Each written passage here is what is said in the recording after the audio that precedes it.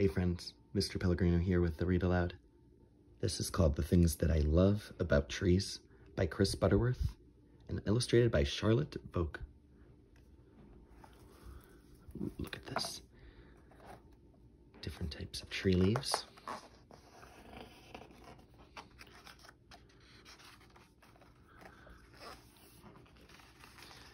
It's spring, and the thing about trees that I love in the spring is that changes begin. There are buds, like beads, getting bigger on the branches. Trees are plants, big ones, and spring is the time when most plants put out new leaves. The flower buds on this plum tree are opening into blossoms, which are buzzing with bees. Bees visit the blossoms to collect nectar. Some pollen from each flower brushes on to a visiting bee, which carries it to the next flower. And other buds are opening into brand new leaves. The trees are waking up. New leaves are usually bright green and still a bit crumpled. When you touch them, they feel soft. Birds and squirrels build nests in the treetops, safely hidden among the new leaves. In summer, the thing about trees that I love is how big they look. This one's as wide as our building. Trees do most of their growing in spring and early summer. Their roots suck up water from under the earth.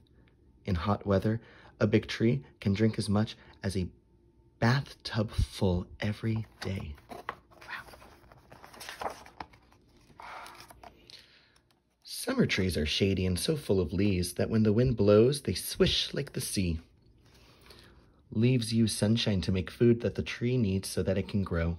By summer, leaves are thicker, stronger, and darker green than they were in spring. The blossoms on the plum tree have all dropped now, but where each flower was, a little green plum is growing. A plum flower can't make its fruit without the pollen that the bees carried. A new plum needs to swell and ripen for several weeks in the summer and sun before it's juicy and good to eat. The thing that I love about trees in the fall is how lots of them change color, from all shades of yellow to pumpkin orange and fire engine red.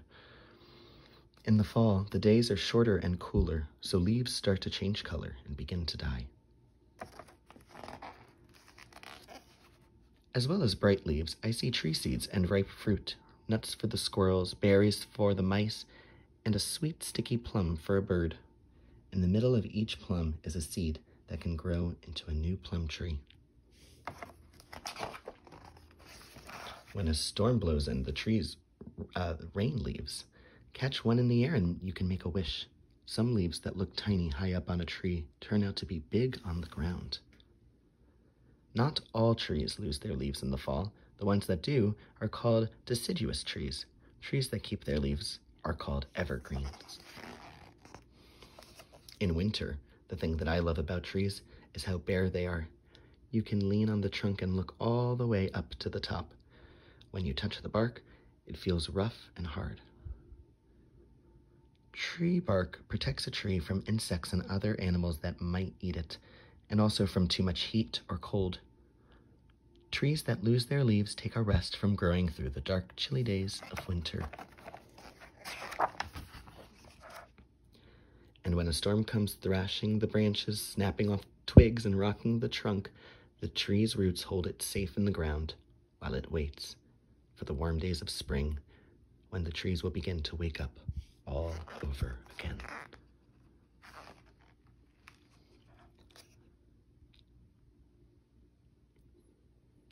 There are lots of games you can play and all kinds of things you can do with trees.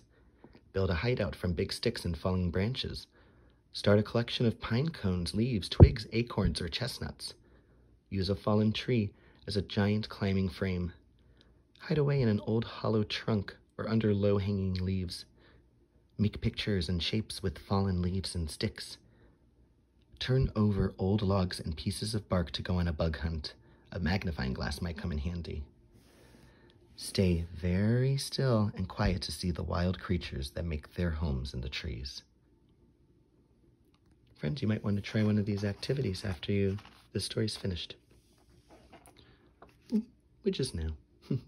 The end.